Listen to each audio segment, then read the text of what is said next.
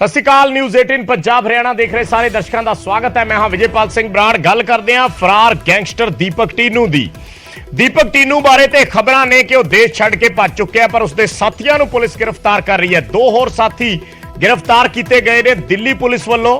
दीपक पोपट ते गुलशन गुलिया दोने दीपक टीनू के साथी रहे ने। दिल्ली पुलिस ने एक एनकाउंटर तो बाद उन्होंने काबू किया है। दोनों दिल्ली पुलिस के नाल फायरिंग हुई और उस तो बाद पुलिस ने दोनों को काबू कर लिया। स्पैशल सैल वालों ये दोवें अरेस्ट किए गए ने, जिन्हां दे नाम असी दस रहे हैं दीपक पोपट ते गुलशन गुलिया। ये टीनू नाल मिलके कई वारदातां नूं अंजाम दे चुके ने। इन्हां गैंगस्टरां कोलों पुलिस ने 2 पिस्तौलां ते 6 कारतूस बरामद किए ने। हरियाणा के दोने ये रहन वाले ने। लॉरेंस संपत नेहरा ते टीनू भिवानी गैंग दे नाल इन्हां दा लिंक जुड़िया होया। 6 मामलों के दीपक पोपट पुलिस नूं लोड़ींदा सी। दिल्ली ते हरियाणा दे विच 12 तो वध अपराधिक मामले इस ते दर्ज ने।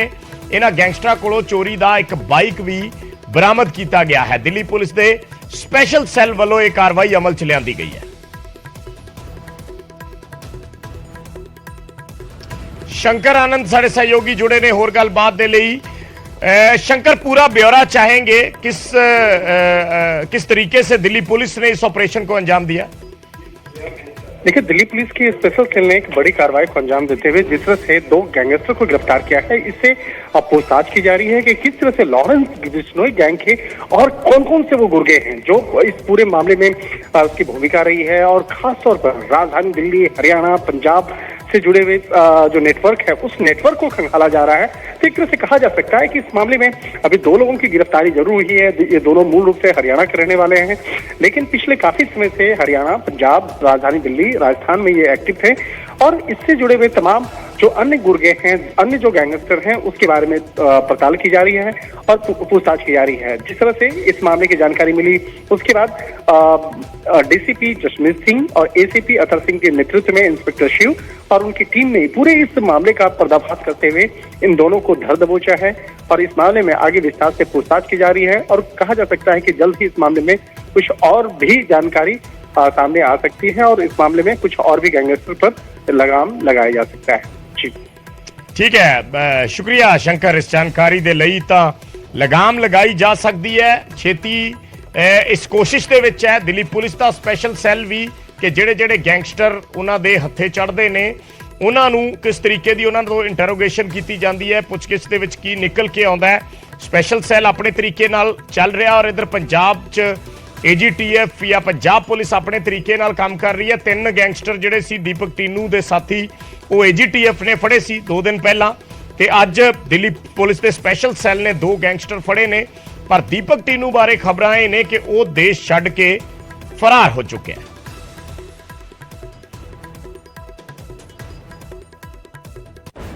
सो वड्डी खबर का जिक्र कर रहे हैं असीं दीपक टीनू नूं लैके। दीपक टीनू बारे खबरां ने कि वह अफ्रीका पहुंच चुका है। भारत तो वह मॉरिशस गया सी ते मॉरिशस तो अगे हुण वह अफ्रीका पहुंच चुका है। इस सोर्सेज के हवाले दे नाल खबरां ने, पुलिस के जिहड़े सोर्सेज ने उन्हां दे मुताबक ये उसे दिन ही इसने पहला ही तैयारी की हुई सी, पूरी प्लैनिंग दे नाल फरार होया सी, अपना जाली पासपोर्ट बनाया होया सी और उसे पासपोर्ट के आधार पर जदों फरार होया तो सीधा वह दिल्ली गया या बॉम्बे गया। बॉम्बे तो उन्हें फ्लाइट फड़ी। ये हले जानकारियां जिहड़ियां ने पुख्ता तौर पर सामने नहीं आईयां, पर सोर्सेज जिवें दसदे ने या उसकी जिहड़ी गर्लफ्रेंड पुलिस के हत्थे चढ़ी है उस तो पुछगिछ दे विच खुलासे भी होए ने कि उसनूं वो मालदीव्स की टिकट दे के आप उस तो अलग हो गया और उस तो बाद वो बाहर निकल गया। ये पुलिस के टॉप सोर्सेज जानकारी दिंदे ने कि पहला मॉरिशस गया तो फिर हुण अफ्रीका पहुंच चुका है। तो ये सारी प्लैनिंग उसने पहला ही की हुई सी, पहला ही पासपोर्ट बन के तैयार सी। फिर उसनूं प्रोडक्शन वारंट ते लिया गया। वो भी कोई बहुत वड्डा केस नहीं सी, सिर्फ किसी हथियार की रिकवरी का कोई मामला सी। उसनूं लैके उसनूं लियांदा गया प्रोडक्शन वारंट ते। जिस तरीके नाल उसनूं घुमाया जा रहा सी कल्ले च गड्डियां दे विच, उसकी सेवा की जा रही सी, उसनूं उसकी गर्लफ्रेंड नूं मिलवाया जा रहा सी। उसदे विच पंजाब पुलिस का सीधा जिहड़ा CIA इंचार्ज बर्खास्त किया गया, जिसनूं प्रितपाल सिंह उसकी सीधी भूमिका सामने आ गई है। सो ये लड़ी बड़ी दूर तक जाके जुड़ती है कि इस तरीके नाल इसते पहला ही दीपक टीनू की सारी प्लैनिंग के तहत काम हो रही सी और उसके ਲਈ ਦੀਪਕ ਟੀਨੂ ਨੇ ਕੀ ਲਾਲਚ ਦਿੱਤੇ ਹੈ, ਕਿਸ ਤਰੀਕੇ ਨਾਲ ਉਸ ਪ੍ਰਿਤਪਾਲ ਸਿੰਘ ਨੂੰ ਆਪਣੇ ਉਸਨੇ ਗੱਲਾਂ ਦੇ ਵਿੱਚ ਲਿਆ ਜਾਂ ਉਲਝਾਇਆ ਜਾਂ ਕੋਈ ਸੈਟਿੰਗ ਕੀਤੀ ਜਾਂ ਪੈਸੇ ਦਾ ਲੈਣ ਦੇਣ ਹੋਇਆ, ਇਹ ਸਭ ਕੁਝ ਐਸਆਈਟੀ ਹੁਣ ਜਾਂਚ ਕਰ ਰਹੀ ਹੈ ਔਰ ਐਸਆਈਟੀ ਆਪਣੀ ਰਿਪੋਰਟ ਦੇਵੇਗੀ ਅਗਲੇ ਦਿਨਾਂ ਦੇ ਵਿੱਚ ਕਿ ਕਿਸ ਤਰੀਕੇ ਨਾਲ ਦੀਪਕ ਟੀਨੂ ਫਰਾਰ ਹੋਇਆ। ਪਰ ਮੋٹے ਤੌਰ ਤੇ ਜੋ ਚੀਜ਼ਾਂ ਸਾਹਮਣੇ ਆਈਆਂ ਨੇ,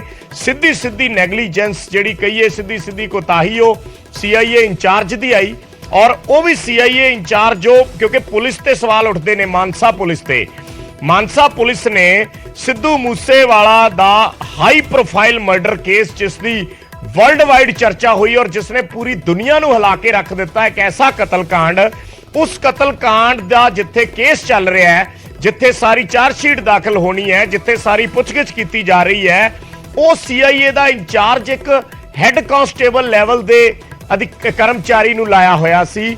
ਇਹ ਆਪਣੇ ਆਪ ਦੇ ਵਿੱਚ ਸਿਰਫ ਉਸ ਕਰਮਚਾਰੀ ਤੇ ਹੀ ਨਹੀਂ, ਇਹ ਪੁਲਿਸ ਦੇ ਵੱਡੇ ਅਧਿਕਾਰੀਆਂ ਤੇ ਵੀ ਸਵਾਲ ਖੜੇ ਕਰਦੀ ਹੈ ਕਿ ਕਿਸ ਤਰੀਕੇ ਨਾਲ ਉਸ ਵਿਅਕਤੀ ਨੂੰ, ਅੱਜ ਉਹ ਪੁਲਿਸ ਦੀ ਹਿਰਾਸਤ ਦੇ ਵਿੱਚ ਹੈ, ਅੱਜ ਉਹ ਇੱਕ ਐਡੇ ਵੱਡੇ ਗੈਂਗਸਟਰ ਨੂੰ ਫਰਾਰ ਕਰਵਾ ਚੁੱਕਿਆ ਹੈ, ਅੱਜ ਉਸ ਤੋਂ ਪੁੱਛਗਿੱਛ ਕੀਤੀ ਜਾ ਰਹੀ ਹੈ ਜਾਂ ਉਸ ਦੀ ਅਣਗਹਿਲੀ ਨਾਲ ਵੱਡਾ ਗੈਂਗਸਟਰ ਫਰਾਰ ਹੋਇਆ ਹੈ, ਤਾਂ ਉਹ ਵਿਅਕਤੀ ਕੀ ਉਸ ਅਹੁਦੇ ਦੇ ਕਾਬਿਲ ਸੀ?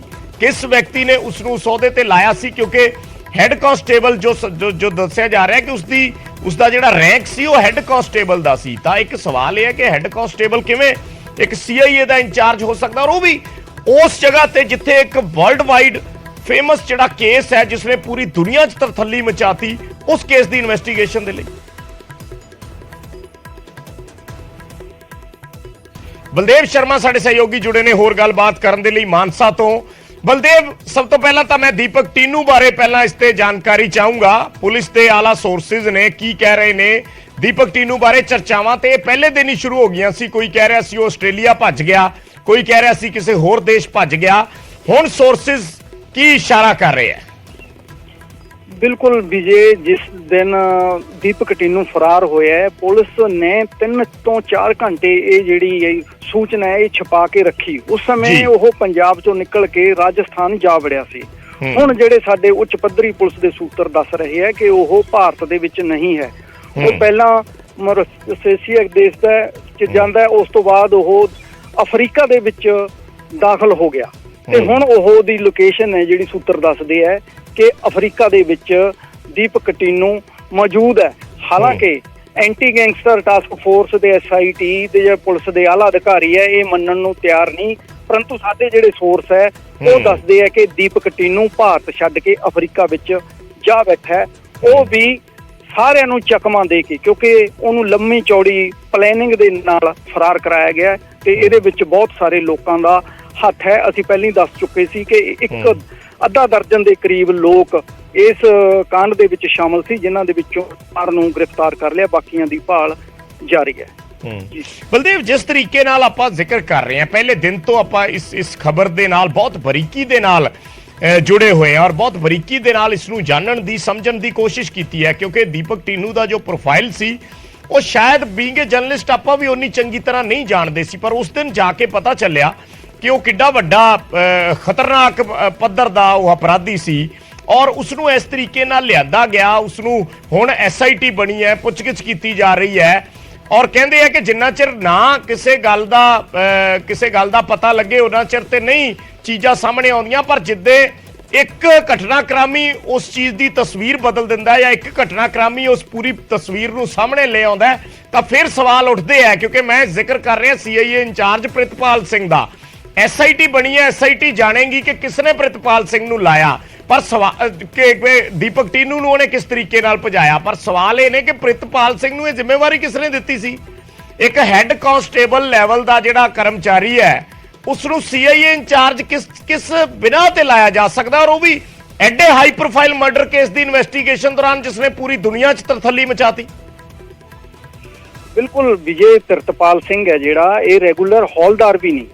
ਪੁਲਿਸ ਸੂਤਰਾਂ ਤੋਂ ਪਤਾ ਲੱਗਿਆ ਕਿ C2 ਪੱਧਰ ਦਾ ਕਰਮਚਾਰੀ ਹੈ, ਜਿਸ ਨੂੰ ਕਾਂਗਰਸ ਸਰਕਾਰ ਵੇਲੇ ਹੈ ਜਿਹੜਾ ਬਰਨਾਲੇ ਤੋਂ ਬਦਲ ਕੇ ਮਾਨਸਾ ਦਾ ਸੀਆਈਏ ਲਾਇਆ ਗਿਆ ਸੀ। ਉਸ ਤੋਂ ਬਾਅਦ ਰੈਗੂਲਰ ਇਹ ਸਰਕਾਰ ਬਦਲੀ ਤਾਂ ਸੀਆਈਏ ਇੰਚਾਰਜ ਲੱਗਦਾ ਰਿਹਾ। ਕਿਸੇ ਨੇ ਵੀ ਇਹਦੀ ਪ੍ਰੋਫਾਈਲ ਚੈੱਕ ਨਹੀਂ ਕੀਤੀ ਕਿ ਇਹਦਾ ਰੈਂਕ ਕੀ ਹੈ। ਹਾਲਾਂਕਿ ਉੱਚ ਅਧਿਕਾਰੀਆਂ ਨਾਲ ਮੇਰੀ ਗੱਲ ਹੋਈ ਸੀ, ਉਹ ਕਹਿੰਦੇ ਵੀ ਰੈਂਕ ਮੈਟਰ ਨਹੀਂ ਕਰਦਾ, ਕੰਮ ਮੈਟਰ ਕਰਦਾ। ਪਰ ਕੰਮ ਹੈ ਜਿਹੜਾ ਉਹਦਾ ਸਾਹਮਣੇ ਆ ਗਿਆ ਤੇ ਉਹ ਐਡੇ ਵੱਡੇ ਗੈਂਗਸਟਰ ਨੂੰ ਪਹਿਲਾਂ ਤਾਂ ਇਕੱਲਾ ਜਿਹੜਾ ਹੈ ਘੁਮਾਉਂਦਾ ਰਿਹਾ, ਕਿੰਨੇ ਦਿਨਾਂ ਤੋਂ ਉਸ ਨਾਲ ਦੋਸਤੀ ਸੀ, ਸਾਰੇ ਇਹ ਜਾਂਚ ਦੇ ਵਿੱਚ ਸਾਹਮਣੇ ਆਇਆ ਤੇ ਕਿਸ ਤਰ੍ਹਾਂ ਦੀਪਕ ਟੀਨੂ ਨੂੰ ਫਰਾਰ ਕਰਾਉਣ ਦੇ ਵਿੱਚ ਮਦਦ ਕੀਤੀ ਇਹ ਸਭ ਦੇ ਸਾਹਮਣੇ ਹੈ। ਕਿਉਂਕਿ ਜੇ ਰੈਗੂਲਰ ਇੰਸਪੈਕਟਰ ਰੈਂਕ ਦਾ ਕੋਈ ਬੰਦਾ ਹੁੰਦਾ ਤਾਂ ਸ਼ਾਇਦ ਉਹ ਐਡੀ ਵੱਡੀ ਕੁਤਾਹੀ ਨਾ ਕਰਦਾ। ਬਿਲਕੁਲ ਠੀਕ ਹੈ। ਔਰ ਇਹ ਵੀ ਤੇ ਸਵਾਲ ਨੇ ਬਲਦੇਵ, ਜਿਸ ਤਰੀਕੇ ਨਾਲ ਤੁਸੀਂ ਜ਼ਿਕਰ ਕਰ ਰਹੇ ਹੋ ਵੀ ਜਿਹੜੇ ਟੌਪ ਲੈਵਲ ਦੇ ਅਧਿਕਾਰੀ ਨੇ, ਹਾਇਰ ਅਥਾਰਟੀਜ਼ ਨੇ, ਉਹ ਕਹਿੰਦੇ ਨੇ ਕਿ ਕੰਮ ਮੈਟਰ ਕਰਦਾ। ਪੰਜਾਬ ਦੇ ਵਿੱਚ ਕਿੰਨੀਆਂ ਉਦਾਹਰਨਾਂ ਹੋਣਗੀਆਂ, ਕਿੰਨੇ CIA ਇੰਚਾਰਜ ਨੇ ਜਿਹੜੇ ਕਾਂਸਟੇਬਲ ਲੈਵਲ ਦੇ ਲੱਗੇ ਹੋਣਗੇ, C2 ਲੈਵਲ ਦੇ ਲੱਗੇ ਹੋਣਗੇ।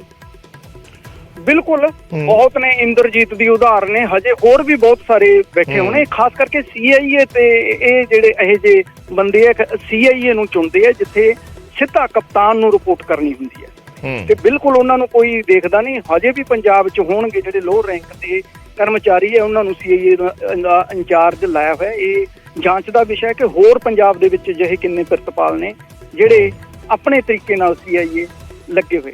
ਬਿਲਕੁਲ ਠੀਕ ਹੈ, ਧੰਨਵਾਦ ਬਲਦੇਵ ਇਸ ਜਾਣਕਾਰੀ ਦੇ ਲਈ। ਤਾਂ ਆਪਣੇ ਆਪ ਦੇ ਵਿੱਚ ਦੀਪਕ ਟੀਨੂ ਦੀ ਫਰਾਰੀ ਨੇ ਬੜੇ ਸਾਰੇ ਸਵਾਲ ਖੜੇ ਕਰ ਦਿੱਤੇ ਨੇ, ਬੜੇ ਸਾਰੇ ਕੁਐਸਚਨ ਮਾਰਕ ਲੱਗ ਗਏ ਨੇ ਸਿਸਟਮ ਤੇ, ਸਿਸਟਮ ਦੇ ਕੰਮ ਕਰਨ ਦੇ ਤਰੀਕੇ ਤੇ, ਖਾਸ ਕਰਕੇ ਪੁਲਿਸ ਪ੍ਰਸ਼ਾਸਨ ਦਾ ਜੇ ਅਸੀਂ ਜ਼ਿਕਰ ਕਰੀਏ ਤਾਂ ਉਹਨਾਂ ਦੇ ਕੰਮ ਕਰਨ ਦੇ ਤਰੀਕੇ ਤੇ ਕਿ ਹੇਠਲੇ ਪੱਧਰ ਤੇ ਚੱਲ ਕੀ ਰਿਹਾ, ਜਾਂ ਇਹ ਮੰਨਿਆ ਜਾ ਸਕਦਾ ਹੈ ਕਿ ਕੀ ਉੱਪਰਲੇ ਅਧਿਕਾਰੀਆਂ ਨੂੰ ਇਸ ਬਾਰੇ ਜਾਣਕਾਰੀ ਹੀ ਨਹੀਂ ਹੈ ਕਿ ਇੱਕ ਵਿਅਕਤੀ ਜੋ ਥੱਲੜੇ ਲੈਵਲ ਤੇ ਐਡੇ ਵੱਡੇ ਕੇਸ ਦੀ ਇਨਵੈਸਟੀਗੇਸ਼ਨ ਕਰ ਰਿਹਾ ਉਸਦਾ ਰੈਂਕ ਕੀ ਹੈ, ਉਸਦਾ ਲੈਵਲ ਕੀ ਹੈ। ਸੋ ਇਹ ਚੀਜ਼ਾਂ ਹੁਣ ਜਦੋਂ ਫਰਾਰੀ ਹੋਈ ਹੈ ਫਿਰ ਸਾਹਮਣੇ ਆਉਂਦੀਆਂ ਨੇ, ਕਿਉਂਕਿ ਉਹੀ ਜਿਹੜੇ ਗੈਂਗਸਟਰ ਜਦੋਂ ਫਰਾਰ ਹੋ ਜਾਂਦੇ ਨੇ, ਵਿਦੇਸ਼ਾਂ 'ਚ ਪਹੁੰਚ ਜਾਂਦੇ ਨੇ, ਫਿਰ ਉਹ ਆਪਣਾ ਨੈਟਵਰਕ ਚਲਾਉਂਦੇ ਨੇ ਤੇ ਫਿਰ ਉਹ ਆਪਣੀਆਂ ਮਨਮਰਜ਼ੀਆਂ ਕਰਦੇ ਨੇ, ਲੋਕਾਂ ਨੂੰ ਧਮਕੀਆਂ ਦਿੰਦੇ ਨੇ, ਉਹਨਾਂ ਤੋਂ ਰੰਗਦਾਰੀ ਵਸੂਲਦੇ ਨੇ ਤੇ ਉਹਨਾਂ ਦੇ ਕਤਲ ਤੱਕ ਕਰਵਾ ਦਿੰਦੇ ਨੇ ਬਾਹਰ ਬੈਠੇ।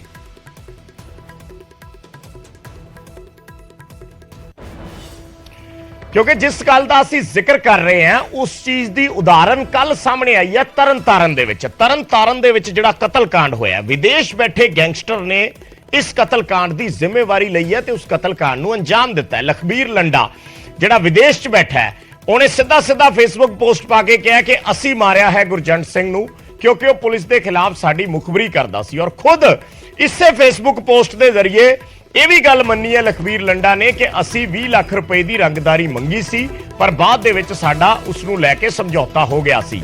ਪਰ ਹੁਣ ਜਿਹੜਾ ਕਤਲ ਕੀਤਾ ਉਹ ਮੁਖਬਰੀ ਨੂੰ ਲੈ ਕੇ ਕੀਤਾ, ਯਾਨੀ ਜਿਸ ਦੀਪਕ ਟੀਨੂ ਦਾ ਅਸੀਂ ਜ਼ਿਕਰ ਕਰ ਰਹੇ ਹਾਂ ਕਿ ਵਿਦੇਸ਼ ਭੱਜ ਗਿਆ, ਉੱਥੇ ਜਾ ਕੇ ਵੀ ਉਹ ਆਪਣੇ ਗੈਂਗਸ ਆਪਰੇਟ ਕਰਦੇ ਨੇ, ਉਸੇ ਤਰੀਕੇ ਨਾਲ ਆਪਣਾ ਕੰਮ ਕਰਦੇ ਨੇ।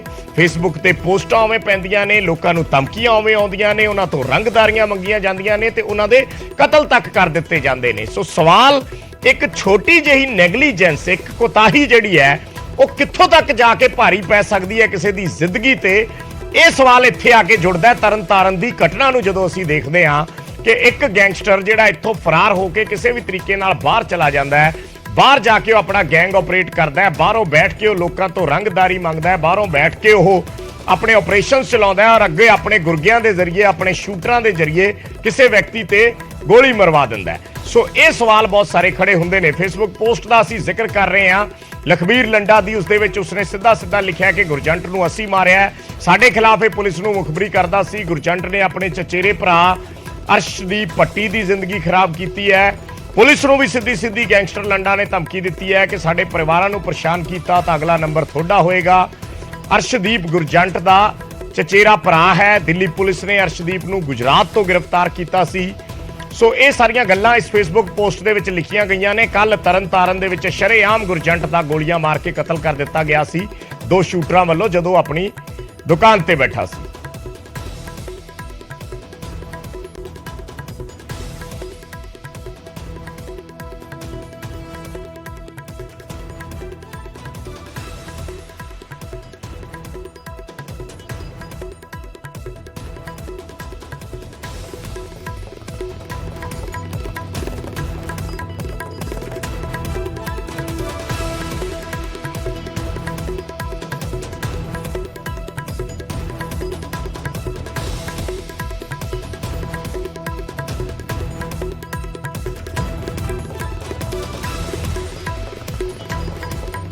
ਤਰਨਤਾਰਨ ਦੇ ਪਿੰਡ ਰਸੂਲਪੁਰ ਦੇ ਵਿੱਚ ਇੱਕ ਕੱਪੜੇ ਦਾ ਸ਼ੋਰੂਮ ਚਲਾਉਣ ਵਾਲੇ ਨੌਜਵਾਨ ਦੁਕਾਨਦਾਰ ਨੂੰ ਸ਼ਰੇਆਮ ਗੋਲੀਆਂ ਮਾਰ ਕੇ ਮਾਰ ਦਿੱਤਾ ਜਾਂਦਾ ਹੈ ਔਰ ਸੀਸੀਟੀਵੀ ਫੁਟੇਜ ਦੇ ਵਿੱਚ ਸਪਸ਼ਟ ਪਤਾ ਲੱਗ ਰਿਹਾ ਕਿ ਦੋ ਨੌਜਵਾਨ ਉਸ ਦੁਕਾਨ ਤੇ ਪਹੁੰਚਦੇ ਨੇ ਔਰ ਤਾਬੜਤੋੜ ਫਾਇਰਿੰਗ ਕਰ ਦਿੱਤੀ ਜਾਂਦੀ ਹੈ। ਇਸ ਵੇਲੇ ਮੈਂ ਉਸ ਦੁਕਾਨ ਦੇ ਬਾਹਰ ਮੌਜੂਦ ਹਾਂ। ਤੁਸੀਂ ਦੇਖ ਸਕਦੇ ਹੋ ਕਿ ਇੱਕ ਵੱਡਾ ਸ਼ੋਰੂਮ ਹੈ ਔਰ ਇੱਥੇ ਹਰ ਰੋਜ਼ ਉਹ ਨੌਜਵਾਨ ਜੋ ਹੈ ਆਪਣੀ ਦੁਕਾਨ ਤੇ ਆਉਂਦਾ ਸੀ ਔਰ ਕੱਲ ਕਰੀਬ 4 ਵਜੇ ਦੇ ਆਸ-ਪਾਸ ਦੱਸਿਆ ਜਾ ਰਿਹਾ ਕਿ ਇੱਥੇ ਦੋ ਨੌਜਵਾਨ ਪਹੁੰਚੇ ਜਿਨ੍ਹਾਂ ਦੀ ਪੁਲਿਸ ਵੱਲੋਂ ਪਛਾਣ ਕਰ ਲਈ ਗਈ ਹੈ।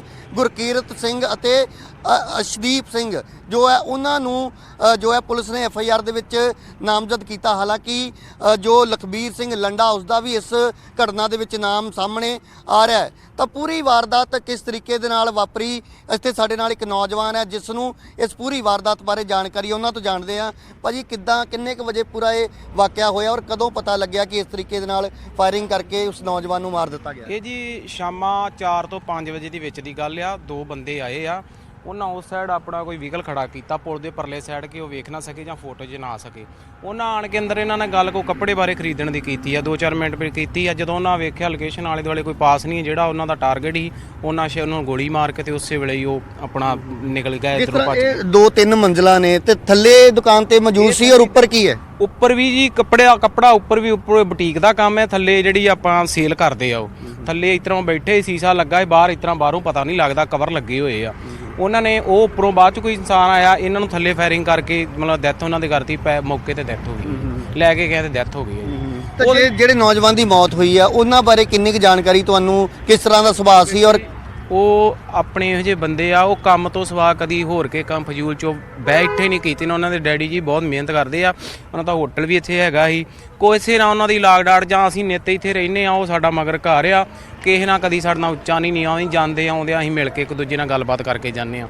ਕਦੇ ਵੀ ਉਹਨਾਂ ਕਿਸੇ ਨਾਲ ਮਾੜੀ ਸ਼ਬਦ ਨਾਲ ਗੱਲ ਨਹੀਂ ਕੀਤੀ, ਯਾਨੀ ਕਿ ਪਹਿਲਾਂ ਕਦੇ ਕੋਈ ਉਹਨਾਂ ਦਾ ਲੜਾਈ ਝਗੜਾ ਨਹੀਂ ਲੜਾਈ ਝਗੜਾ ਨਹੀਂ ਹੋਇਆ ਉਹਨਾਂ ਦਾ, ਜਾਂ ਇੱਥੇ ਸਾਡੇ ਸਾਹਮਣੇ ਆਇਆ ਅਸੀਂ ਤਾਂ ਕਦੀ ਗੱਲ ਨਹੀਂ ਸੁਣੀ। ਪਤਾ ਨਹੀਂ ਜੀ, ਪਤਾ ਹੁਣ ਕਿੱਥੇ ਵਿੱਚੋਂ ਵਿੱਚ ਕੀ ਕਿਸੇ ਦੀ ਕੀ ਨਹੀਂ, ਕੋਈ ਲੱਗਦਾ ਸੀ ਉਹਨਾਂ ਤੋਂ ਜਾਂ ਕੰਮ ਉਹਨਾਂ ਦਾ ਵੱਧਦਾ ਜਾਂਦਾ, ਕੀ ਚੱਕਰ ਆ, ਇਸੇ ਕਰਕੇ ਨੇ ਆਪਣੀ ਜਿਹੜੀ ਦੁਸ਼ਮਣੀ। ਜਿਸ ਤਰ੍ਹਾਂ ਇਹਨਾਂ ਨੇ ਦੱਸਿਆ ਕਿ ਚੰਗਾ ਕਾਰੋਬਾਰ ਹੈ ਔਰ ਇਹ ਇੱਕ 3 ਮੰਜ਼ਲਾ ਤੁਸੀਂ ਦੇਖ ਸਕਦੇ ਕਿ ਸ਼ੋਰੂਮ ਹੈ, ਥੱਲੇ ਕੱਪੜੇ ਦਾ ਕਾਰੋਬਾਰ ਸੀ, ਉਸ ਦੇ ਉੱਪਰ ਬੁਟੀਕ ਹੈ ਔਰ ਕੱਲ ਵੀ ਇੱਥੇ ਹੀ ਹਰ ਰੋਜ਼ ਦੀ ਤਰ੍ਹਾਂ ਉਹ ਜੋ ਹੈ ਕੰਮਕਾਰ ਦੇ ਲਈ ਪਹੁੰਚੇ ਸੀ। ਤਾਂ ਸ਼ਾਮ ਵੇਲੇ ਇੱਕਦਮ ਫਾਇਰਿੰਗ ਜਦੋਂ ਹੁੰਦੀ ਹੈ ਔਰ ਉਸ ਤੋਂ ਬਾਅਦ ਅਫਰਾ ਤਫਰੀ ਵਾਲਾ ਮਾਹੌਲ ਜੋ ਹੈ ਉਹ ਦੇਖਣ ਨੂੰ ਮਿਲਦਾ ਕਿ ਆਖਿਰਕਾਰ ਕੀ ਰੰਜਿਸ਼ ਸੀ ਜਿਸ ਕਰਕੇ ਉਸ ਨੌਜਵਾਨ ਨੂੰ ਜੋ ਹੈ ਗੋਲੀਆਂ ਮਾਰ ਕੇ ਉਸ ਦਾ ਕਤਲ ਕਰ ਦਿੱਤਾ ਗਿਆ। ਤਾਂ ਮੇਰੇ ਸਹਿਯੋਗੀ ਸਿਧਾਰਥ ਵੀ ਨੇ ਔਰ ਇਹ ਵੀ ਜਾਣਨ ਦੀ ਕੋਸ਼ਿਸ਼ ਕਰਦੇ ਆ ਕਿ ਹੁਣ ਤੱਕ ਦੀ ਜਿਹੜੀ ਇਨਵੈਸਟੀਗੇਸ਼ਨ ਹੈ ਉਹਦੇ ਵਿੱਚ ਕਿਹੜੀਆਂ ਗੱਲਾਂ ਸਾਹਮਣੇ ਆਈਆਂ ਨੇ ਔਰ ਇਹ ਜਿਹੜਾ ਨੌਜਵਾਨ ਹੈ ਉਸ ਦੀ ਕੀ ਬੈਕਗ੍ਰਾਉਂਡ ਹੈ। ਬਿਲਕੁਲ ਜੇ ਗੱਲ ਕੀਤੀ ਜਾਵੇ ਤਾਂ ਜਿਵੇਂ ਉਹ ਜਿਹੜੇ ਇੱਥੇ ਦੇ ਸਥਾਨਕ ਵਸਨੀਕ ਨੇ ਉਹਨਾਂ ਨੇ ਵੀ ਦੱਸਿਆ ਕਿ ਜਿਹੜਾ ਨੌਜਵਾਨ ਹੈ ਉਸਦਾ ਕੱਪੜੇ ਦਾ ਕੰਮ ਹੈ, ਬਿਲਕੁਲ ਕੱਪੜੇ ਦਾ ਕੰਮ ਇੱਥੇ ਗੁਰਜੰਟ ਸਿੰਘ ਜਿਹੜਾ ਕਰਦਾ ਸੀ। ਹਾਲਾਂਕਿ ਜਿਹੜਾ ਪੁਲਿਸ ਨੇ ਮਾਮਲਾ ਦਰਜ ਕੀਤਾ ਹੈ ਉਹ 4 ਬੰਦਿਆਂ ਤੇ ਮਾਮਲਾ ਦਰਜ ਹੋਇਆ ਹੈ, ਜਿਸ ਦੇ ਵਿੱਚ ਗੈਂਗਸਟਰ ਲਖਬੀਰ ਸਿੰਘ ਲੰਡਾ ਤੇ ਅਰਸ਼ਦੀਪ ਬਾਠੀ ਵੀ ਹੈ। ਉਸ ਤੋਂ ਬਾਅਦ ਜਿਹੜੇ 2 ਸ਼ੂਟਰ ਜਿਹੜੇ ਨੇ ਉਹ 18 ਤੋਂ 22 ਸਾਲ ਦੇ ਜਿਹੜੇ ਨੇ ਉਹ ਵੀ ਹੈਗੇ ਨੇ, ਉਹਨਾਂ ਤੇ ਮਾਮਲਾ ਦਰਜ ਹੈ। ਘਟਨਾ ਸਮਝਾਉਣ ਦੀ ਥੋੜੀ ਕੋਸ਼ਿਸ਼ ਕਰਦੇ ਹਾਂ। ਇਸ ਪੁਲ ਦੇ ਉੱਪਰੋਂ ਤਸਵੀਰਾਂ ਵੀ ਤੁਹਾਨੂੰ ਦਿਖਾ ਦਿੰਦੇ, ਇਸ ਪੁਲ ਦੇ ਉੱਪਰੋਂ ਆ ਥੱਲੇ ਪੁੱਲ ਹੈ, ਇੱਥੇ ਪਹਿਲਾਂ ਉਸ ਦੀ ਰੇਕੀ ਵੀ, ਇਸ ਜਿਹੜੀ ਨੌਜਵਾਨ ਗੁਰਜੰਟ ਸਿੰਘ ਹੈ ਉਸ ਦੀ ਰੇਕੀ ਇਸ ਜਗ੍ਹਾ ਤੋਂ ਕੀਤੀ ਗਈ ਸੀ। ਰਾਜੀਵ ਜੀ, ਇਸ ਜਗ੍ਹਾ ਤੋਂ ਜਿਹੜੀ ਸੀ ਰੇਕੀ ਕੀਤੀ ਗਈ ਸੀ। ਇਹਨਾਂ ਨੇ ਵੀ ਦੱਸਿਆ ਕਿ ਪੁਲ ਦੇ ਦੂਸਰੇ ਪਾਸੇ ਉਹਨਾਂ ਦਾ ਜਿਹੜਾ ਵਹੀਕਲ ਸੀ ਉਹ ਖੜਾ ਕਰਕੇ ਉਹ ਨੌਜਵਾਨ ਜਿਹੜੇ ਨੇ ਉਹ ਇੱਥੇ ਪਹੁੰਚਦੇ। ਤਾਂ ਇੱਕ ਹੋਰ ਮੈਂ ਜਾਣਕਾਰੀ ਸਾਂਝੀ ਕਰਦੇ ਹਾਂ ਕਿ ਜਿਹੜੇ ਦੋਵੇਂ ਨੌਜਵਾਨ ਨੇ ਤਰਨਤਾਰਨ ਜ਼ਿਲ੍ਹੇ ਦੇ, ਇੱਕ ਸ਼ੇਰੋਂ ਪਿੰਡ ਦਾ ਔਰ ਦੂਸਰਾ ਨਸ਼ਹਿਰਾ ਪੰਨੂਆ, ਤਾਂ ਇਹ ਜਿਹੜੀ ਸੜਕ ਜਾ ਰਹੀ ਹੈ ਸਿੱਧੀ ਉਹਨਾਂ ਪਿੰਡਾਂ ਵਾਲੇ ਪਾਸੇ ਜਾਂਦੀ ਹੈ। ਤਾਂ ਅਸੀਂ ਕਹਿ ਸਕਦੇ ਹਾਂ ਕਿ ਬਿਲਕੁਲ ਨੇੜੇ ਤੇੜੇ ਦੇ ਹੀ ਰਹਿਣ ਵਾਲੇ ਦੋਵੇਂ ਨੌਜਵਾਨ ਸੀ। ਔਰ ਸਾਹਮਣੇ ਤੁਸੀਂ ਬੋਰਡ ਦੇਖ ਸਕਦੇ ਹੋ ਰਸੂਲਪੁਰ ਪਿੰਡ, ਜਿਸ ਦਾ ਜ਼ਿਕਰ ਕੱਲ ਤੋਂ ਲਗਾਤਾਰ ਹੋ ਰਿਹਾ ਹੈ। ਔਰ ਇਸ ਘਟਨਾ ਤੋਂ ਬਾਅਦ ਜਿੱਥੇ ਇੱਕ ਦਹਿਸ਼ਤ ਦਾ ਮਾਹੌਲ ਬਣਿਆ ਤਾਂ ਉੱਥੇ ਹੀ ਸਿਆਸੀ ਜਿਹੜੀਆਂ ਪਾਰਟੀਆਂ ਨੇ ਉਹ ਮੌਜੂਦਾ ਸਰਕਾਰ ਦੇ ਉੱਤੇ ਵੀ ਸਵਾਲ ਖੜੇ ਕਰ ਰਹੀਆਂ ਨੇ ਕਿ ਪੰਜਾਬ ਦੇ ਵਿੱਚ ਕਾਨੂੰਨ ਵਿਵਸਥਾ ਜਿਹੜੀ ਹੈ ਉਹ ਲਗਾਤਾਰ ਵਿਗੜਦੀ ਹੋਈ ਨਜ਼ਰ ਆ ਰਹੀ ਹੈ। ਹਾਲਾਂਕਿ ਇਸ ਮਾਮਲੇ ਦੇ ਵਿੱਚ ਜਿਹੜੀ ਪੁਲਿਸ ਵੱਲੋਂ FIR ਦਰਜ ਕੀਤੀ ਗਈ ਉਸ ਦੇ ਵਿੱਚ ਪ੍ਰਾਪਰਟੀ ਡਿਸਪਿਊਟ ਦਾ ਵੀ ਜ਼ਿਕਰ ਕੀਤਾ ਗਿਆ ਔਰ ਜਿਸ ਅਰਸ਼ਦੀਪ ਨੂੰ ਮਾਸਟਰਮਾਈਂਡ ਦੱਸਿਆ ਜਾ ਰਿਹਾ ਉਸ ਦੇ ਉੱਪਰ ਹਰਿਆਣਾ ਅਤੇ ਦਿੱਲੀ ਦੇ ਵਿੱਚ ਪਹਿਲਾਂ ਤੋਂ ਮਾਮਲੇ ਦਰਜ ਨੇ। ਯਾਨੀ ਕਿ ਜਿਹੜੀ ਕਈ ਐਸੀਆਂ ਜਿਹੜੀ ਸਮੱਗਰੀ ਬਰਾਮਦ ਹੋਈ ਸੀ ਆਤੰਕੀ ਘਟਨਾਵਾਂ ਦੇ ਵਿੱਚ, ਜਿਸ ਤਰੀਕੇ ਦੇ ਨਾਲ ਐਕਸਪਲੋਸਿਵ IED ਜਿਹੜਾ ਬਰਾਮਦ ਹੋਇਆ ਸੀ, ਤਾਂ ਉਸ ਮਾਮਲੇ ਦੇ ਵਿੱਚ ਅਰਸ਼ਦੀਪ ਜ਼ਰੂਰ ਪੁਲਿਸ ਦੀ ਗ੍ਰਿਫਤ ਦੇ ਵਿੱਚ ਹੈ। ਪਰ ਇਹ ਜਿਹੜੇ ਦੋਵੇਂ ਨੌਜਵਾਨ ਜੋ ਕਿ ਆਸ-ਪਾਸ ਦੇ ਪਿੰਡਾਂ ਦੇ ਹੀ ਰਹਿਣ ਵਾਲੇ ਸੀ, ਉਹਨਾਂ ਨੇ ਆਖਿਰਕਾਰ ਕਿਉਂ ਮਾਰਿਆ? ਕਿਉਂਕਿ ਜਿਹੜੀ ਲੰਡਾ ਵੱਲੋਂ ਇੱਕ ਪੋਸਟ ਪਾਈ ਗਈ ਹੈ ਉਸ ਦੇ ਵਿੱਚ ਇਹ ਜ਼ਿਕਰ ਕੀਤਾ ਗਿਆ ਕਿ ਗੁਰਜੰਟ ਜੋ ਹੈ ਪੁਲਿਸ ਦਾ ਮੁਖਬਰ ਸੀ, ਪੁਲਿਸ ਨੂੰ ਜਾਣਕਾਰੀਆਂ ਦਿੰਦਾ ਸੀ।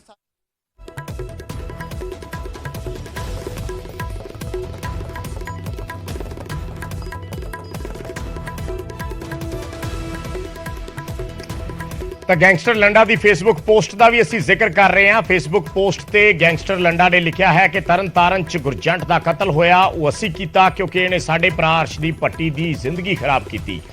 ਸਿਰਫ ਇੱਕ ਪੰਜਾਬ ਪੁਲਿਸ ਦੇ ਕਹਿਣ ਤੇ ਹੀ ਉਹ ਸੱਤਾ ਨਸ਼ਹਿਰਾ ਦਾ ਯਾਰ ਦੋਸਤ ਸੀ। ਇਹਦੀ ਪੰਜਾਬ ਪੁਲਿਸ 'ਚ ਜੁਆਇਨਿੰਗ ਸੀ। ਪੁਲਿਸ ਦਾ ਦਲਾਲ ਇੱਕ ਵੀ ਨਹੀਂ ਛੱਡਣਾ। ਜਿਹੜੇ ਸਾਡੇ ਭਰਾਵਾਂ ਨੇ ਕੰਮ ਕੀਤਾ ਉਹਨਾਂ ਬਾਰੇ ਅਸੀਂ ਅੱਗੇ ਉਹਨਾਂ ਤੋਂ ਅਸੀਂ ਇਸੇ ਤਰੀਕੇ ਨਾਲ ਅੱਗੇ ਬਦਲਾ ਲਵਾਂਗੇ ਔਰ ਪੁਲਿਸ ਨੂੰ ਵੀ ਚੇਤਾਵਨੀ ਦਿੱਤੀ ਗਈ ਹੈ। ਇਹ ਪੋਸਟ ਪਾਈ ਗਈ ਸੀ। ਅਗਲੀ ਖਬਰ ਦਾ ਰੁਖ ਕਰਦੇ ਹਾਂ। ਐਸਆਈਟੀ ਨੇ ਅੱਜ ਪ੍ਰਕਾਸ਼ ਸਿੰਘ ਬਾਦਲ ਤੋਂ ਪੁੱਛਗਿੱਛ ਕੀਤੀ ਹੈ ਔਰ ਕਰੀਬ 3 ਘੰਟੇ ਤੱਕ ਸਵਾਲ ਜਵਾਬ ਹੋਏ ਨੇ। ਕੋਟਕਪੂਰਾ ਗੋਲੀकांड ਨੂੰ ਲੈ ਕੇ ਇਹ ਪੁੱਛਗਿੱਛ ਕੀਤੀ ਗਈ ਹੈ ਐਸਆਈਟੀ ਵੱਲੋਂ ਦੂਸਰੀ ਵਾਰ। ਪਹਿਲਾਂ ਵੀ ਇੱਕ ਵਾਰ ਜਦੋਂ ਕੁੰਵਰ ਵਿਜੇ ਪ੍ਰਤਾਪ ਸਿੰਘ ਐਸਆਈਟੀ ਦੇ ਮੈਂਬਰ ਸੀ ਉਦੋਂ ਵੀ ਪ੍ਰਕਾਸ਼ ਸਿੰਘ ਬਾਦਲ ਤੋਂ ਘਰ ਜਾ ਕੇ ਪੁੱਛਗਿੱਛ ਕੀਤੀ ਗਈ ਸੀ। ਅੱਜ ਐਲਕੇ ਯਾਦਵ ਦੀ ਅਗਵਾਈ ਵਾਲੀ ਐਸਆਈਟੀ ਨੇ ਪ੍ਰਕਾਸ਼ ਸਿੰਘ ਬਾਦਲ ਤੋਂ ਪੁੱਛਗਿੱਛ ਕੀਤੀ ਹੈ। ਉਸ ਵੇਲੇ ਦੇ ਮੁੱਖ ਮੰਤਰੀ ਪ੍ਰਕਾਸ਼ ਸਿੰਘ ਬਾਦਲ ਉਹਨਾਂ ਦੀ ਸਿਹਤ ਠੀਕ ਨਾ ਹੋਣ ਦੇ ਚੱਲਦੇ ਉਹਨਾਂ ਤੋਂ ਚੰਡੀਗੜ੍ਹ ਸਥਿਤ ਰਿਹਾਇਸ਼ ਤੇ ਪਹੁੰਚ ਕੇ ਐਸਆਈਟੀ ਦੇ ਅਧਿਕਾਰੀਆਂ ਨੇ ਪੁੱਛਗਿੱਛ ਕੀਤੀ ਹੈ। ਅਕਾਲੀ ਦਲ ਦੇ ਹਵਾਲੇ ਨਾਲ ਖਬਰ ਹੈ ਕਿ ਪ੍ਰਕਾਸ਼ ਸਿੰਘ ਬਾਦਲ ਨੇ ਐਸਆਈਟੀ ਦੇ ਸਾਰੇ ਸਵਾਲਾਂ ਦੇ ਜਵਾਬ ਦਿੱਤੇ ਨੇ। ਬਾਦਲ ਨੇ ਕਿਹਾ ਹੈ ਕਿ ਉਹ ਖੁਦ ਚਾਹੁੰਦੇ ਨੇ ਕਿ ਸੱਚ ਸਾਹਮਣੇ ਆਵੇ ਤੇ ਇਨਸਾਫ ਮਿਲੇ। ਦੱਸਿਆ ਜਾ ਰਿਹਾ ਹੈ ਕਿ ਪ੍ਰਕਾਸ਼ ਸਿੰਘ ਬਾਦਲ ਨੇ ਇਹ ਵੀ ਕਿਹਾ ਕਿ ਜੇ ਉਹਨਾਂ ਤੋਂ ਮੁੜ ਪੁੱਛਗਿੱਛ ਦੀ ਲੋੜ ਪਈ ਤਾਂ ਉਹ ਦੁਬਾਰਾ ਫਿਰ ਐਸਆਈਟੀ ਦੇ ਅੱਗੇ ਪੇਸ਼ ਹੋ ਜਾਣਗੇ।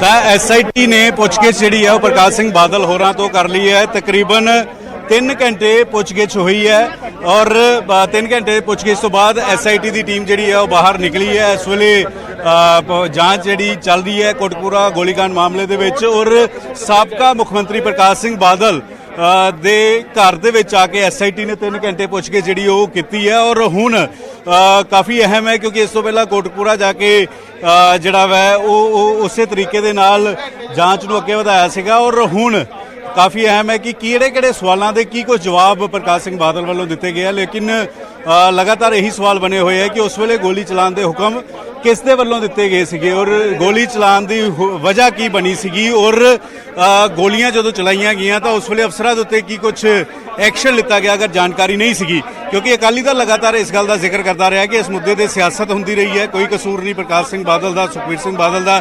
ਦੂਜੇ ਪਾਸੇ ਕਾਂਗਰਸ ਨਿਸ਼ਾਨਾ ਸਾਧਦੀ ਰਹੀ ਹੈ ਔਰ ਅਜਿਹੇ 'ਚ ਕਾਫੀ ਅਹਿਮ ਹੈ ਕਿ ਇਸ ਵੇਲੇ 3 ਘੰਟੇ ਪੁੱਛ ਕੇ ਜਿਹੜੀ ਹੈ ਉਹ ਪ੍ਰਕਾਸ਼ ਸਿੰਘ ਬਾਦਲ ਹੋਰਾਂ ਤੋਂ ਐਸਆਈਟੀ ਵੱਲੋਂ ਕੀਤੀ ਗਈ ਹੈ। ਇਸ ਤੋਂ ਪਹਿਲਾਂ ਸੁਖਬੀਰ ਸਿੰਘ ਬਾਦਲ ਤੋਂ 2 ਵਾਰ ਪੁੱਛ ਕੇ ਜਿਹੜੀ ਹੈ ਉਹ ਕਰ ਚੁੱਕੀ ਹੈ। ਤਾਂ ਹੁਣ ਪ੍ਰਕਾਸ਼ ਸਿੰਘ ਬਾਦਲ ਦੇ ਜਵਾਬਾਂ ਨੂੰ ਲੈ ਕੇ ਕਿੰਨਾ ਸੰਤੁਸ਼ਟ ਜਿਹੜੇ ਐਸਆਈਟੀ ਦੇ ਮੈਂਬਰ ਰਹਿੰਦੇ ਆ ਕਾਫੀ ਅਹਿਮ ਰਹਿਣ ਵਾਲਾ ਹੈ ਔਰ 3 ਘੰਟੇ ਇਸ ਵੇਲੇ ਸਾਬਕਾ ਮੁੱਖ ਮੰਤਰੀ ਪ੍ਰਕਾਸ਼ ਸਿੰਘ ਬਾਦਲ ਹੋਰਾਂ ਤੋਂ ਕੋਟਕਪੂਰਾ ਗੋਲੀकांड ਮਾਮਲੇ ਦੀ ਜਾਂਚ ਕਰ ਰਹੀ ਹੈ ਐਸਆਈਟੀ ਐਲਕੇ ਯਾਦਵ ਦੀ ਅਗਵਾਈ ਦੇ ਵਿੱਚ ਜਿਹੜੀ ਬਣੀ ਸੀ ਉਹ 3 ਘੰਟੇ ਪੁੱਛ ਕੇ ਜਿਹੜੀ ਹੈ ਉਹ ਸਾਬਕਾ ਮੁੱਖ ਮੰਤਰੀ ਪ੍ਰਕਾਸ਼ ਸਿੰਘ ਬਾਦਲ ਤੋਂ ਕੀਤੀ ਗਈ ਹੈ।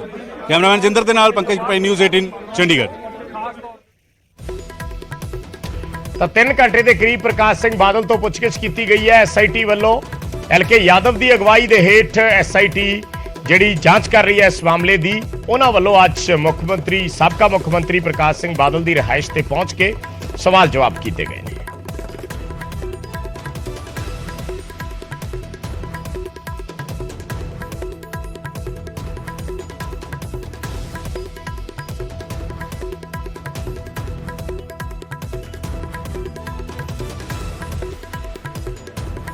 ਕੋਟਕਪੂਰਾ ਗੋਲੀकांड ਮਾਮਲੇ ਦੀ ਜਾਂਚ ਕਰ ਰਹੀ ਐਸਆਈਟੀ ਅੱਜ ਚੰਡੀਗੜ੍ਹ ਦੇ ਵਿੱਚ ਪ੍ਰਕਾਸ਼ ਸਿੰਘ ਬਾਦਲ ਦੇ ਘਰ ਸਵੇਰੇ 11 ਵਜੇ ਪਹੁੰਚੀ। 3 ਘੰਟੇ ਐਸਆਈਟੀ ਦੇ ਵੱਲੋਂ ਸਾਬਕਾ ਮੁੱਖ ਮੰਤਰੀ ਦੀ ਪੁੱਛਗਿੱਛ ਜਿਹੜੀ ਹੈ ਉਹ ਕੀਤੀ ਗਈ ਕਿ ਆਖਰ ਗੋਲੀ ਚਲਾਉਣ ਦੇ ਹੁਕਮ ਕਿਸ ਦੇ ਵੱਲੋਂ ਦਿੱਤੇ ਗਏ ਸੀਗੇ। ਉਸ ਵੇਲੇ ਮੁੱਖ ਮੰਤਰੀ ਸੀ ਜਦੋਂ ਕੋਟਕਪੂਰਾ ਦੇ ਵਿੱਚ ਗੋਲੀਆਂ ਚੱਲੀਆਂ ਸੀਗੀਆਂ ਔਰ ਗੋਲੀ ਚਲਾਉਣ ਦੀ ਵਜ੍ਹਾ ਕੀ ਸੀ। ਕਈ ਸਾਰੇ ਸਵਾਲ ਜਿਹੜੇ ਨੇ ਉਹ ਪ੍ਰਕਾਸ਼ ਸਿੰਘ ਬਾਦਲ ਹੋਰਾਂ ਦੇ ਕੋਲੋਂ ਪੁੱਛੇ ਗਏ। ਸੁਖਬੀਰ ਸਿੰਘ ਬਾਦਲ ਵੀ ਘਰ ਦੇ ਅੰਦਰ ਮੌਜੂਦ ਸੀ। ਹਾਲਾਂਕਿ ਇਕੱਲੇ ਤੌਰ ਤੇ ਪ੍ਰਕਾਸ਼ ਸਿੰਘ ਬਾਦਲ ਹੋਰਾਂ ਤੋਂ ਇਹ तमाम ਸਵਾਲ ਜਿਹੜੇ ਲਗਭਗ 3 ਘੰਟੇ ਐਸਆਈਟੀ ਦੀ ਜਿਹੜੀ ਟੀਮ ਹੈ ਪੁੱਛਗਿੱਛ ਕਰਦੀ ਰਹੀ। ਇਸ ਤੋਂ ਪਹਿਲਾਂ ਵੀ ਐਸਆਈਟੀ ਜਿਹੜੀ ਹੈ ਉਹ ਪ੍ਰਕਾਸ਼ ਸਿੰਘ ਬਾਦਲ ਸਾਬਕਾ ਮੁੱਖ ਮੰਤਰੀ ਤੋਂ ਪੁੱਛਗਿੱਛ ਕਰ ਚੁੱਕੀ ਹੈ। ਸੁਖਬੀਰ ਸਿੰਘ ਬਾਦਲ ਤੋਂ 2 ਵਾਰ ਪੁੱਛਗਿੱਛ ਜਿਹੜੀ ਹੈ ਉਹ ਕੀਤੀ ਜਾ ਚੁੱਕੀ ਹੈ ਔਰ ਜਾਣਕਾਰੀ ਇਹ ਵੀ ਮਿਲ ਰਹੀ ਹੈ ਕਿ ਸ਼ਾਇਦ ਸੁਖਬੀਰ ਸਿੰਘ ਬਾਦਲ ਨੂੰ ਇੱਕ ਵਾਰ ਫਿਰ SIT ਜਿਹੜਾ ਵਾ ਉਹ ਸੰਮਨ ਭੇਜੇ ਔਰ ਬੁਲਾਵੇ।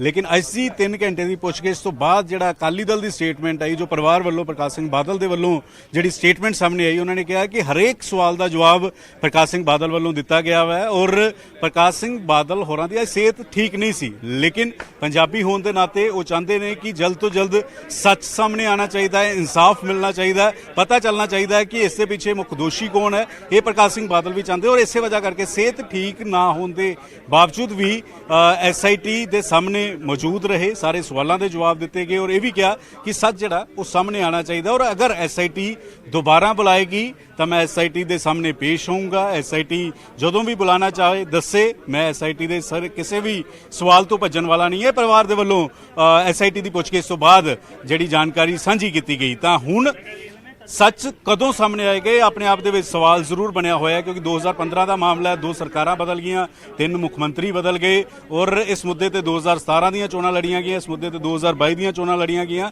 ਔਰ ਹੁਣ ਇੱਕ ਵਾਰ ਫਿਰ ਇੰਤਜ਼ਾਰ ਸਾਰਿਆਂ ਨੂੰ ਇਹੀ ਹੈ ਕਿ ਸੱਚ ਕਦੋਂ ਸਾਹਮਣੇ ਆਏਗਾ, SIT ਦੀ ਜਾਂਚ ਕਦੋਂ ਤੱਕ ਮੁਕੰਮਲ ਹੋਏਗੀ, ਕਿਉਂਕਿ ਪ੍ਰਕਾਸ਼ ਸਿੰਘ ਬਾਦਲ ਵੀ ਇਹੀ ਕਹਿ ਰਹੇ ਨੇ ਕਿ ਸੱਚ ਸਾਹਮਣੇ ਆਉਣਾ ਚਾਹੀਦਾ ਹੈ। ਕੈਮਰਾਮੈਨ ਜਿੰਦਰ ਦੇ ਨਾਲ ਪੰਕਜ ਪਾਈ, ਨਿਊਜ਼ 18 ਚੰਡੀਗੜ੍ਹ।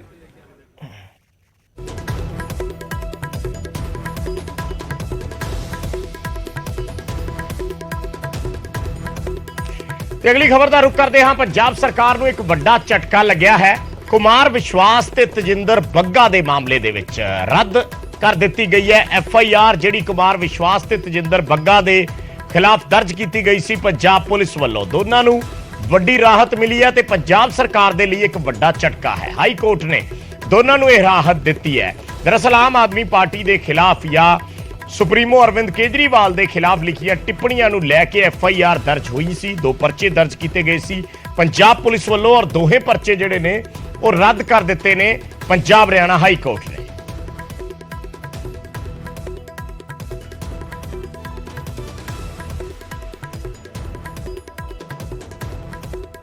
ਔਰ ਤਜਿੰਦਰ ਬੱਗਾ ਮਾਮਲੇ ਦੇ ਵਿੱਚ ਹਾਈ ਕੋਰਟ ਨੇ ਸਖਤ ਟਿੱਪਣੀ ਕੀਤੀ ਹੈ। ਨਿਊਜ਼ 18 ਦੇ ਕੋਲ ਉਸ ਆਰਡਰ ਦੀ ਐਕਸਕਲੂਸਿਵ ਕਾਪੀ ਹੈ ਔਰ ਹਾਈ ਕੋਰਟ ਨੇ ਉਸ ਦੇ ਵਿੱਚ ਕਿਹਾ ਹੈ ਕਿ ਜੀਣ ਨਹੀਂ ਦੇਵਾਂਗਾ ਦਾ ਮਤਲਬ ਜਾਨੋਂ ਮਾਰਨ ਦੀ ਧਮਕੀ ਨਹੀਂ ਹੈ। ਉਹਨਾਂ ਕਿਹਾ ਕਿ ਕੋਈ ਗੈਂਗਸਟਰ ਜਾਂ ਮਾਫੀਆ ਕਹਿੰਦਾ ਤਾਂ ਸ਼ਾਇਦ ਫਰਕ ਹੁੰਦਾ। ਭਾਈਚਾਰਾ ਵਿਗਾੜਨ ਜਾਂ ਹੇਟ ਸਪੀਚ ਵਰਗੀ ਕੋਈ ਚੀਜ਼ ਇਸ ਦੇ ਵਿੱਚ ਨਹੀਂ ਹੈ। ਇਹ ਮਾਮਲਾ ਦਬਾਅ ਬਣਾਉਣ ਦੀ ਨੀਅਤ ਦੇ ਨਾਲ ਦਰਜ ਕੀਤਾ ਗਿਆ ਹੈ। ਹਾਈ ਕੋਰਟ ਨੇ ਵੀ ਕਿਹਾ ਕਿ ਅਰਵਿੰਦ ਕੇਜਰੀਵਾਲ ਦੇ ਖਿਲਾਫ ਦਾਇਰੇ 'ਚ ਰਹਿ ਕੇ ਟਵੀਟ ਕੀਤੇ ਗਏ ਨੇ। ਨਾ ਤਾਂ ਟਵੀਟ ਪੰਜਾਬ ਦੀ ਸਰਹੱਦ 'ਚ ਹੋਇਆ ਤੇ ਨਾ ਟਵੀਟ ਦੇ ਨਾਲ ਕੋਈ ਮਾਹੌਲ ਖਰਾਬ ਹੋਇਆ। ਹਾਈ ਕੋਰਟ ਨੇ ਇੱਥੋਂ ਤੱਕ ਕਿਹਾ ਕਿ ਅਜਿਹੀ ਕਾਰਵਾਈ ਦੇ ਨਾਲ ਫੈਡਰਲ ਢਾਂਚੇ ਤੇ ਅਸਰ ਪਏਗਾ ਔਰ ਉਹਨਾਂ ਨੇ ਕਿਹਾ ਕਿ ਕੇਸ ਨੂੰ ਜਾਰੀ ਰੱਖਣਾ ਕਾਨੂੰਨ ਦੀ ਦੁਰਵਰਤੋਂ ਹੋਏਗੀ। ਸੋ ਬੱਗਾ ਤੇ ਟਵੀਟ ਦੇ ਆਧਾਰ ਤੇ ਕੋਈ ਕੇਸ ਨਹੀਂ ਬਣਦਾ, ਇਹ ਕਹਿ ਕੇ ਹਾਈ ਕੋਰਟ ਨੇ ਜਿਹੜਾ ਹੈ ਇਸ ਕੇਸ ਨੂੰ ਰੱਦ ਕਰ ਦਿੱਤਾ। ਇੱਕ ਵਾਰੀ ਫਿਰ ਦੱਸਦੇ ਹਾਂ, ਹਾਈ ਕੋਰਟ ਦੀਆਂ ਟਿੱਪਣੀਆਂ ਆਪਣੇ ਆਪ 'ਚ ਬਹੁਤ ਅਹਿਮ ਨੇ। ਜਿਹੜਾ ਕੇਸ ਦਰਜ ਕੀਤਾ ਗਿਆ ਪੰਜਾਬ ਪੁਲਿਸ ਵੱਲੋਂ, ਯਾਨੀ ਬੱਗਾ ਨੇ ਜਿਹੜਾ ਟਵੀਟ ਕੀਤਾ ਸੀ ਅਰਵਿੰਦ ਕੇਜਰੀਵਾਲ ਦੇ ਸੰਦਰਭ ਦੇ ਵਿੱਚ, ਉਹਨਾਂ ਨੇ ਲਿਖਿਆ ਸੀ ਕਿ ਮੈਂ ਤੁਹਾਨੂੰ ਜਿਉਣ ਨਹੀਂ ਦੇਵਾਂਗਾ। ਤਾਂ ਹਾਈ ਕੋਰਟ ਨੇ ਇਹ ਕਿਹਾ ਕਿ ਜਿਉਣ ਨਹੀਂ ਦੇਵਾਂਗਾ ਦਾ ਮਤਲਬ ਜਾਨੋਂ ਮਾਰਨ ਦੀ ਧਮਕੀ ਨਹੀਂ ਹੈ। ਉਹਨਾਂ ਕਿਹਾ ਕਿ ਜੇ ਕੋਈ ਗੈਂਗਸਟਰ ਜਾਂ ਮਾਫੀਆ ਕਹਿੰਦਾ ਹੁੰਦਾ ਤਾਂ ਸ਼ਾਇਦ ਫਰਕ ਹੁੰਦਾ। ਇਹ ਵੀ ਕਿਹਾ ਕੋਰਟ ਨੇ ਕਿ ਭਾਈਚਾਰਾ ਵਿਗਾੜਨ ਜਾਂ ਹੇਟ ਸਪੀਚ ਵਰਗੀ ਇਸ 'ਚ ਕੋਈ ਗੱਲ ਨਹੀਂ ਹੈ। ਦਬਾਅ ਬਣਾਉਣ ਦੀ ਨੀਅਤ ਦੇ ਨਾਲ ਇਹ ਮਾਮਲਾ ਦਰਜ ਕੀਤਾ ਗਿਆ ਹੈ। ਅਰਵਿੰਦ ਕੇਜਰੀਵਾਲ ਦੇ ਖਿਲਾਫ ਜਿੰਨੇ ਟਵੀਟ ਸੀ ਉਹ ਦਾਇਰੇ 'ਚ ਰਹਿ ਕੇ ਕੀਤੇ ਗਏ ਨੇ ਔਰ ਉਹਨਾਂ ਟਵੀਟਸ ਨਾਲ ਉਹ ਟਵੀਟਸ ਪੰਜਾਬ ਦੀ ਸਰਹੱਦ 'ਚ ਹੋਏ ਨੇ ਤੇ ਨਾ ਉਹਨਾਂ ਟਵੀਟਸ ਨਾਲ ਕੋਈ ਮਾਹੌਲ ਖਰਾਬ ਹੋਇਆ ਹੈ। ਇਹ ਗੱਲ ਹਾਈ ਕੋਰਟ ਵੱਲੋਂ ਕਹੀਆਂ ਗਈਆਂ ਨੇ। ਨਾਲ ਹੀ ਉਹਨਾਂ ਨੇ ਕਿਹਾ ਕਿ ਅਜਿਹੀ ਕਾਰਵਾਈ ਦੇ ਨਾਲ, ਯਾਨੀ ਤਜਿੰਦਰ ਬੱਗਾ ਤੇ ਜੋ ਦਿੱਲੀ ਦਾ ਵਸਨੀਕ ਹੈ, ਉਸ 'ਚ ਪੰਜਾਬ 'ਚ ਕੇਸ ਦਰਜ ਕਰਨ ਦੀ ਵਜ੍ਹਾ ਨਾਲ ਫੈਡਰਲ ਢਾਂਚੇ ਤੇ ਇਸ ਦਾ ਅਸਰ ਪਏਗਾ ਔਰ ਹਾਈ ਕੋਰਟ ਨੇ ਕਿਹਾ ਕਿ ਕੇਸ ਨੂੰ ਜਾਰੀ ਰੱਖਣਾ ਕਾਨੂੰਨ ਦੀ ਦੁਰਵਰਤੋਂ ਹੋਏਗੀ। ਸੋ ਬੱਗਾ ਤੇ ਟਵੀਟ ਦੇ ਆਧਾਰ ਤੇ ਕੋਈ ਕੇਸ ਨਹੀਂ ਬਣਦਾ, ਇਹ ਕਹਿ ਕੇ ਹਾਈ ਕੋਰਟ ਨੇ ਇਸ ਕੇਸ ਨੂੰ ਰੱਦ ਕਰ ਦਿੱਤਾ ਹੈ। ਸੋ ਇਸ ਦੀ ਐਕਸਕਲੂਸਿਵ ਕਾਪੀ ਨਿਊਜ਼ 18 ਦੇ ਕੋਲ ਹੈ, ਜੋ ਆਰਡਰ ਦੇ ਵਿੱਚ ਹਾਈ ਕੋਰਟ ਵੱਲੋਂ ਜ਼ਿਕਰ ਕੀਤਾ ਗਿਆ। ਤੇ ਉਧਰ ਕੁਮਾਰ ਵਿਸ਼ਵਾਸ ਨੂੰ ਵੀ ਉਹਨਾਂ ਦੀ ਵੀ FIR ਜਿਹੜੀ ਹੈ ਉਹ ਰੱਦ ਕਰ ਦਿੱਤੀ ਗਈ ਹੈ। ਜਿਹੜੀ FIR ਪੰਜਾਬ 'ਚ ਕੁਮਾਰ ਵਿਸ਼ਵਾਸ ਤੇ ਦਰਜ ਹੋਈ ਸੀ ਔਰ ਉਸ ਤੇ ਉਹਨਾਂ ਨੇ ਕਿਹਾ ਹੈ ਕਿ ਕੁਮਾਰ ਦੇ ਬਿਆਨ ਤੇ ਕਥਿਤ ਘਟਨਾਵਾਂ ਦੇ ਵਿਚਾਲੇ ਕੋਈ ਲਿੰਕ ਨਹੀਂ ਹੈ। ਬਿਆਨ 'ਚ ਧਰਮਾਂ ਅਤੇ ਸਮਾਜ ਨੂੰ ਵੰਡਣ ਵਾਲੀ ਕੋਈ ਗੱਲ ਨਹੀਂ ਹੈ। ਔਰ ਬਿਆਨ ਨੂੰ ਪਟਿਆਲਾ ਹਿੰਸਾ ਦੇ ਨਾਲ ਜੋੜਨਾ ਗਲਤ ਹੈ, ਇਹ ਗੱਲ ਹਾਈ ਕੋਰਟ ਵੱਲੋਂ ਕਹੀ ਗਈ ਹੈ। ਔਰ ਨਾਲ ਦੀ ਨਾਲ ਉਹਨਾਂ ਨੇ ਕਿਹਾ ਕਿ FIR ਦੀ ਕੋਈ ਵੀ ਧਾਰਾ ਜਾਇਜ਼ ਨਹੀਂ ਹੈ। ਇਹ ਕਹਿੰਦੇ ਹੋਏ ਕੁਮਾਰ ਵਿਸ਼ਵਾਸ ਵਾਲੀ FIR ਨੂੰ ਵੀ ਰੱਦ ਕਰ ਦਿੱਤਾ ਗਿਆ ਪੰਜਾਬ ਹਰਿਆਣਾ ਹਾਈ ਕੋਰਟ ਵੱਲੋਂ।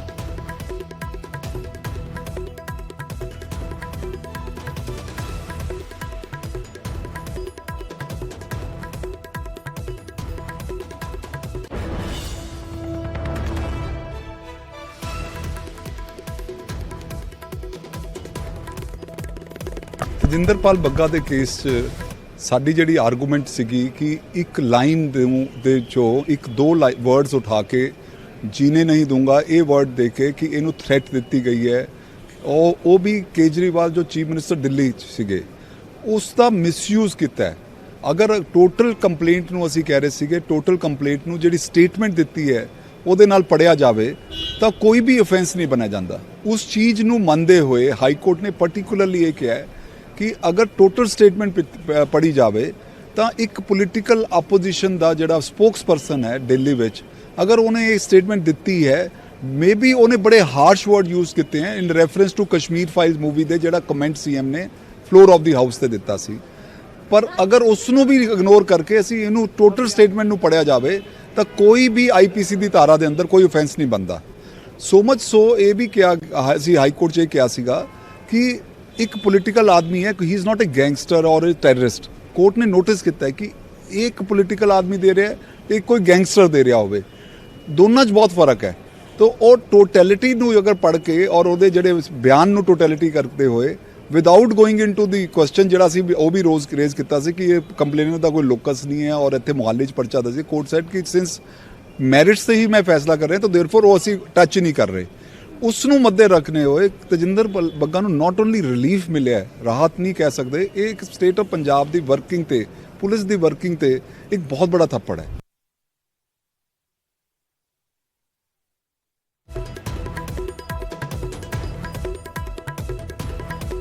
ਸੋ ਵਕੀਲ ਜਾਣਕਾਰੀ ਦੇ ਰਹੇ ਸੀ ਕੋਰਟ ਦੇ ਇਸ ਫੈਸਲੇ ਬਾਰੇ ਕਿ ਕੀ ਕੁਝ ਕੋਰਟ ਵੱਲੋਂ ਕਿਹਾ ਗਿਆ ਹੈ ਆਪਣੇ ਇਸ ਫੈਸਲੇ ਦੇ ਵਿੱਚ ਜਿਹੜੀਆਂ ਦੋਨੋਂ FIR ਰੱਦ ਕੀਤੀਆਂ ਗਈਆਂ ਨੇ ਔਰ ਵੱਡੀ ਰਾਹਤ ਕੁਮਾਰ ਵਿਸ਼ਵਾਸ ਤੇ ਤਜਿੰਦਰ ਬੱਗਾ ਨੂੰ ਦਿੱਤੀ ਗਈ ਹੈ।